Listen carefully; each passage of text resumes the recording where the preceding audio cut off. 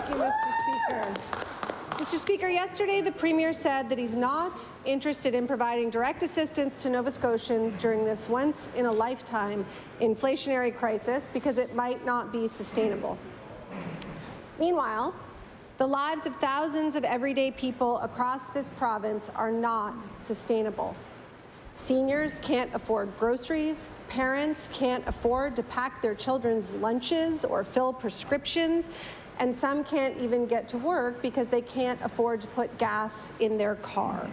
Mr. Speaker, of all of the Canadian premiers, this is the one who has provided the least help to regular people.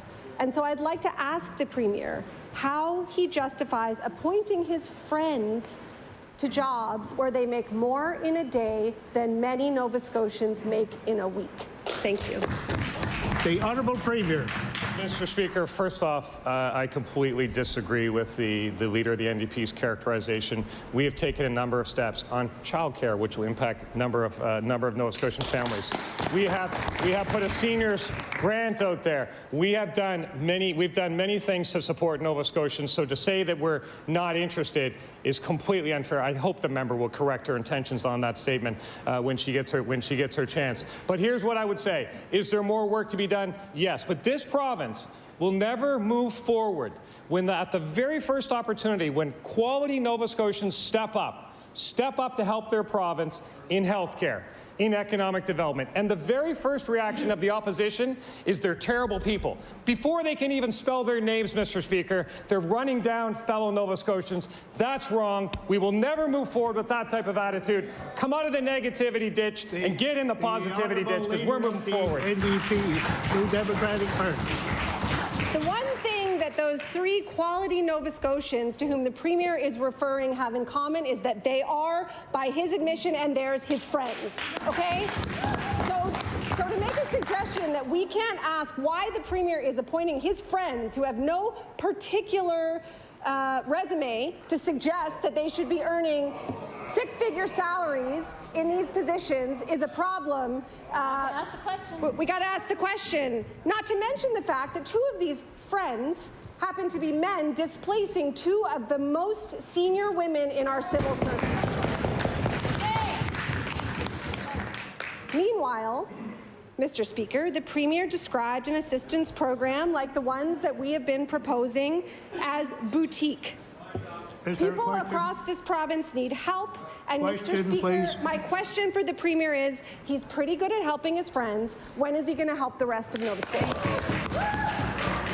The Honourable Premier.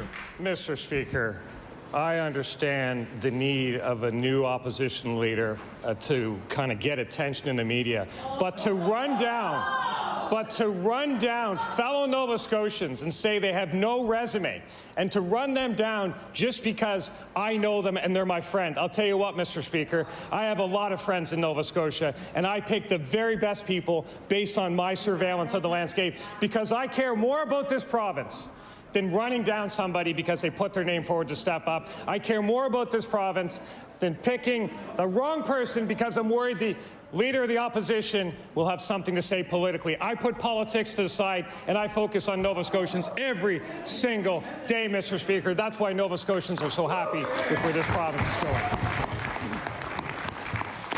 The Honourable Leader of the New Democratic Party on her final supplementary. Mr. Speaker, yesterday, when the Premier explained that he wasn't entertaining more assistance to Nova Scotians struggling with the cost of rent, mortgages, gas, groceries, and prescriptions, he said, everything in government is about priorities. This is the Premier of a province that has the third highest cost of living increase in the country in the last month at 9.3%. Mr. Speaker, the Premier likes to talk about swagger, and I believe we've seen some of it in the chamber today, but lots of families across this province are just trying to find their footing. When will it be his priority to help everyone, not just his friends? The Honourable Premier. Mr. Speaker, it's a little bit out of hand with the mischaracterization. We are always entertaining ideas to support Nova Scotians.